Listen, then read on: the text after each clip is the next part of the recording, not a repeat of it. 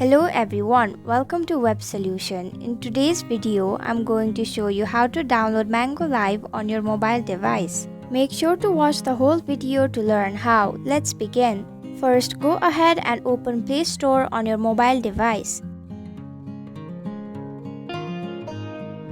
Tap on the search bar at the top of your screen. Type in Mango Live. Tap on the search bar at the bottom right of your screen. Select Mango Live Go Live Streaming. Tap on Install. The installation process may take some time depending on your internet speed. Once the installation process is complete, tap on Open.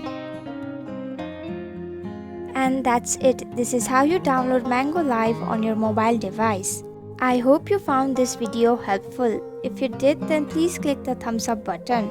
If you have any questions or thoughts, type them in the comments below. And don't forget to subscribe to our channel for more updates. Click the bell icon too so you'll know when we post a new video. We'll be back with another video soon. Thanks for watching.